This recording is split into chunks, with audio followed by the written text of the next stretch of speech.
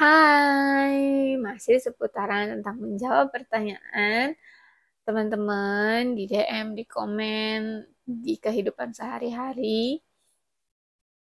Ada satu pertanyaan yang sedikit menggelitik. Eh, kami kan selalu bawa Jil kemanapun kami pergi ya, karena hampir tidak pernah kami titipkan kecuali memang urgent banget, tapi sering nggak pernah gitu. Nah, cuman beberapa kali doang lah gitu. Nah, terus kita kan selalu bawa dia ke tempat umum, kita selalu bawa dia playground, kita bawa ke tempat rame-rame, bahkan dia berkegiatan juga, dia ikut kelas McD, dia sempat ikut kelas Montessori, dia ikut uh, klub push bike karena dia senang main sepeda gitu. Muncul pertanyaan, ibu pernah malu nggak sih bawa Jill ke tempat umum gitu? Karena kan dia ada sesuatu yang menonjol, ada sesuatu yang tidak bisa disembunyikan dari dia gitu.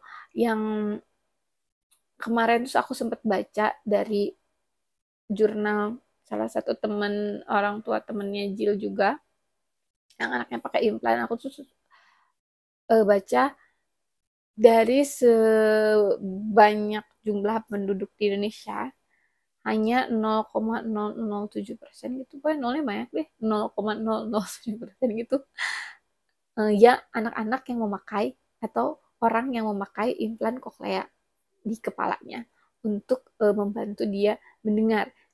Istilahnya gampangnya ada 0,0007% yang memakai telinga robot seperti Jill gitu. Sudah pasti kalau kita ke tempat umum ya pasti bakal banyak orang yang,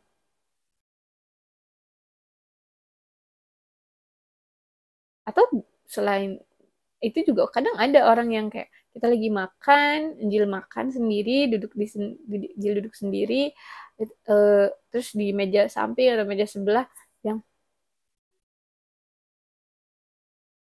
ngeliatin alatnya Jil, it's okay. Pernah nggak sih ibu ngerasa sakit hati atau ngerasa risih, kayak ngerasa apa sih ngeliatin mulu, nggak usah diliatin dong. Hmm, Sampai saat ini sih enggak ya kayaknya.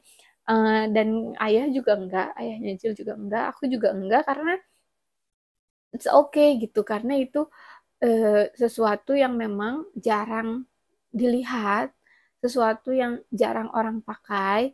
Jadi kalau memang itu menimbulkan rasa ingin tahu orang-orang, ya nggak apa-apa juga gitu, karena mungkin mereka juga bingung atau mereka juga merasa aneh, itu apa ya yang di kepala anak itu apa ya gitu. Jadi kalau misalnya ibu risih enggak, ibu marah enggak kalau diliatin kayak gitu, enggak juga, biasa aja.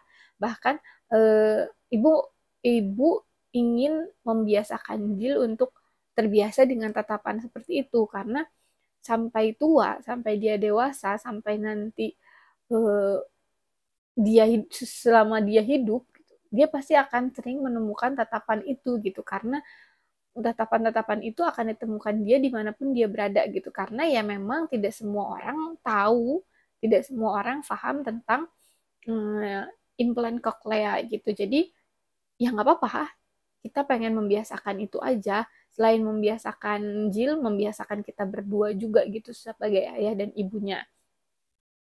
Kalau memang ada yang langsung nanya, misalnya ibu maaf itu apa ya gitu, saya dan suami, kebanyakan sih saya karena suami sih jarang ngomong ya orangnya, apa namanya, akan menjelaskan dengan simple, akan menjelaskan secara sederhana tentang apa yang Jill pakai. Misalnya ibu maaf, kata atau nggak, mbak maaf itu anaknya kenapa ya gitu. Pasti ibu akan bilang oh iya ini pakai implan koklea, atau enggak aku bilangnya oh iya ini pakai alat bantu dengar. Terus misalnya mereka masih bingung implan koklea kenapa emang anaknya, jadi ibu akan dengan gamblang menjelaskan kalau iya anak saya tuli, jadi dia pakai alat untuk bisa mendengar. Biasanya kalau udah dikasih tahu kayak gitu, malah akan bermunculan doa-doa dari mereka untuk kami, kayak Masya Allah, sehat-sehat ya nak. Masya Allah, semangat ya ayah ibunya. Atau malah kita jadi ngobrol edukasi tentang, oh iya mbak itu ketahuannya gimana ya? Kalau kayak kita lagi nunggu sesuatu yang emang agak lama, harus duduk di situ agak lama, malah kita jadi ngobrol gitu, malah jadi tukar informasi, malah saling mengedukasi satu sama lain gitu kayak. Jadi aku sih nggak pernah risih dengan tetapan orang seperti itu. Yang kadang bikin kita sakit hati, yang kadang bikin kita agak sedih, itu sebenarnya bukan tatapannya, bukan tentang pertanyaan Jil kenapa, tapi lebih ke kadang nih kalau misalnya kita dalam satu lift atau di dalam lift atau di dalam satu ruangan yang eh, ada orang lain terus dia ngelihat Jil, apalagi misalnya dia lagi hamil ataupun nggak lagi hamil ya, terus ketemu Jil terus dia langsung megang-megang perut yang amit amit amit, itu yang bikin kita sedih tuh kadang. Kenapa mesti amit amit sih, emang anak gua kenapa low, gak nularin juga gitu. Nah yang kayak gitu sebenarnya yang bikin kita kadang sedih dan sakit hati. Jadi kalau persoalan tatapan orang, diliatin orang, terus dibengongin orang ngeliatin, atau pertanyaan yang tiba-tiba random muncul padahal kita baru ketemu atau baru papasan, itu sama sekali nggak bikin kita sakit hati, malah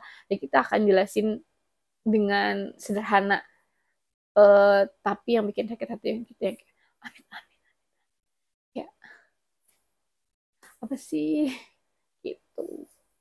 Apa yang harus dibikin malu sama ayah sama ibu? Orang anaknya aja ganteng gitu kan kan. Dadah, assalamualaikum.